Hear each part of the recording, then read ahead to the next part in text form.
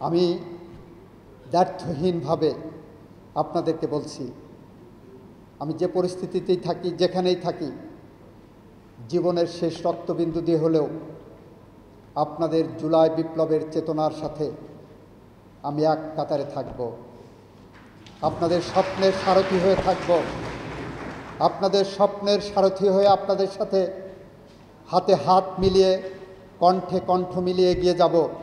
যদি জুলাই বিপ্লবের চেতনাকে আমরা ধারণ করতে না পারি, যদি জুলাই বিপ্লবের চেতনাকে আমরা বাস্তবায়ন করতে না পারি, যদি জুলাই বিপ্লবের চেতনাকে ধারণ করে একটি গণতান্ত্রিক বাংলাদেশ প্রতিষ্ঠা না করতে পারি, তাহলে আমরা কবি হেলাল হাফিজের ভাষায় উত্তর পুরুষের ভীরুকা পুরুষের উপমা হয়ে রয়ে যাব। আমরা সেটা চাই না।